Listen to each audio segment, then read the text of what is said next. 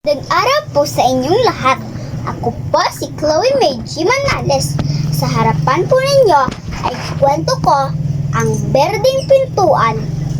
Noong unang panahon, sa malayong mundo, may isang maliit na bahay na may isang batang makulit at masama. Siya ay si Mira. Tinawag siyang makulit dahil kahit ano na lang ang kanyang gusto. Isang araw, habang nagugutom siya ay binigyan siya ng kanyang nanay ng isang sopas. Tinikman niya ang sopas, ngunit hindi niya ito gusto. Wala talagang araw na nagpapasaya sa kanya ng lubos. Tuwing gabi ay pumupunta siya doon sa kanilang bakuran. Dahil doon sa kanilang bakuran may isang maliit na pintuan na berde. Gusto niya itong buksan. Ang makakapasok lang nito ay mga bata. Hindi na nga makayuko ang nanay at tatay niya sa pagpasok nito. Gustong pumunta ni Mira na pumasok sa berdeng pintuan dahil iniisip niya na baka may palasyo doon at ibibigay na sa kanya lahat ng gusto niya. At kaya naman, isang araw, habang nakikita niya ang nanay niya na nililinisan ng atik, ay nilapitan niya ang nanay niya at sinabi na, "O inay, sino po ba itong nasa picture na ito?" Pinakita niya ito sa kanyang nanay at sabi niya na, "Ito, Mira, ito ang magiging ninang mo at ito naman ang iyong lolo sa tuhod at ito rin ang iyong lola sa tuhod din." Nang narinig ito ni Mira, narinig niya ang pangalan na Lynn, ay naisipan niya agad ito. Hindi niya alam kung sino ito dahil masyadong bata ang nasa picture at sinabi ng kanyang nanay na ito daw ang magiging ninang niya. Kaya naman, tinulungan niya lang niya sa paglinis doon sa atik ang kanyang nanay. Sa paglilinis niya, nakakita siya ng isang asul na maliit na box. Binuksan niya ito. Nakita niya ang isang berdeng susi. Iniisip niya na ang berdeng susi ito ay para sa berdeng maliit na pintuan. Sinabi niya ito sa kanyang nanay, ngunit hindi pumayag ang kanyang nanay na kunin niya ito. Tinago ito ng kanyang nanay at hindi pinakita kay Mira.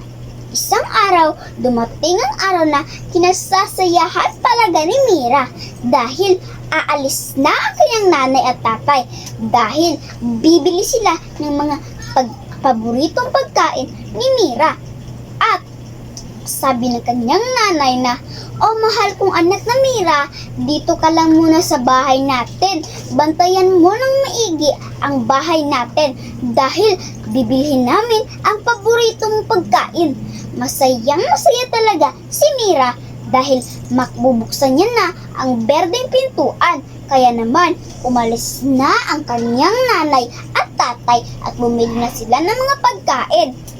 Matagal ang pag-uwi ng kanyang nanay at tatay at hinanap ng mabilis ni Mira kung saan ang asul na box na merong berdeng susi.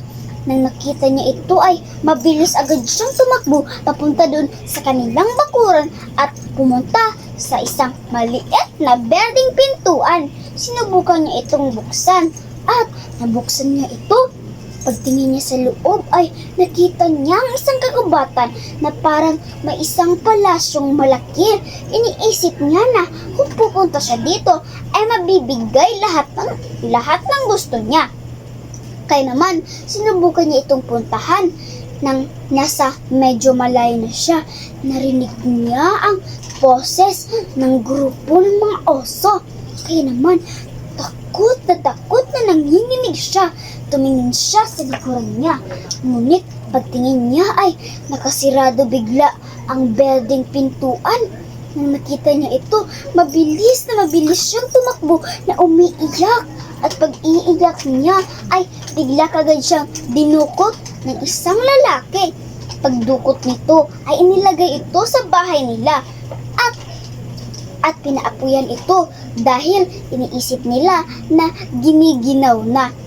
si Mira dahil malapit ng magabi noon. Kaya naman, doon muna tumira si Mira ng ilang mga araw. At saka sinabi ng babae na, "Olin anak ko, kunan mo muna siya ng damit niya."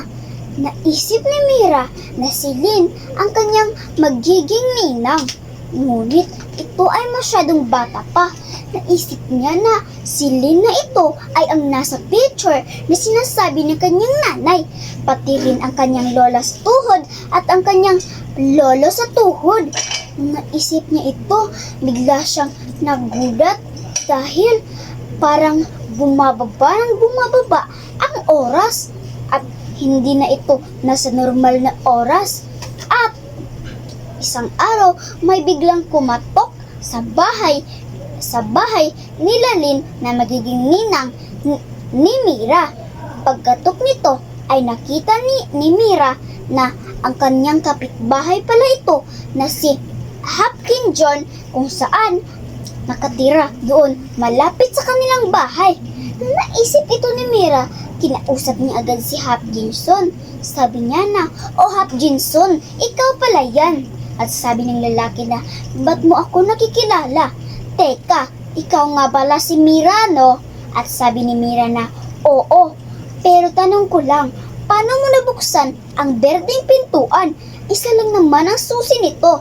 Sabi ni Hopkinson na, "Hindi isang pintuan ang nakita ko, kundi isang maliit na berdeng libro. Pagbukas ko nito ay nakita ko ang mga picture ng mga matandang lalaki at matandang babae na may isang magandang bata." At nang nalaman niya ito, ay inisip niya na kung paano siya nakatira ang kanyang magiging ninang. At sinabi ni Hopkinson na, "Kasi nakita ko ang isang maliit na berdeng susi.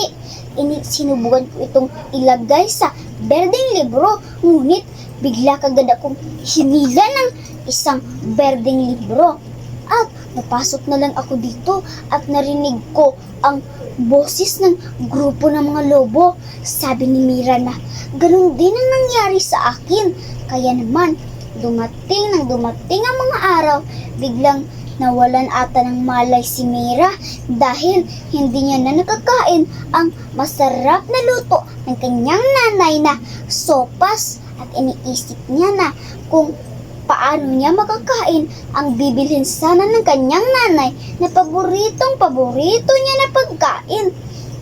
At nang naisip niya ito, ay pumunta kaagad siya sa attic nila Lynn. Naisip ni Mira na parang magkaparehas lang ito. Hinanap niya ng hinanap kung saan yun napunta ang isang berdeng susi.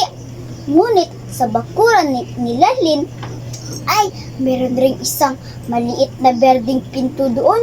Hinanap ni Mira ng hinanap ang berdeng susi. Nang nakita niya ito, mabilis siya na tumakbo sa bakuran na mahilim at hindi niya ito sinasabi kung kahit sino man. Kinuha niya ang berdeng susi at binuksan ang berdeng pintuan. Nakalabas agad siya bigla. Tumakbo siya ng tumakbo papunta sa kanyang nanay at tatay. At mahimbing ang kanyang pagyakap nito. At sabi niya na, "O aking inay, patawarin mo po ako. Pinilit ko pong buksan ang berdeng pintuan kaya napunta ako sa lugar ng mga lobo. Ngunit napuntahan ko po kasi kung saan nakatira ang aking magiging ninang Lynn.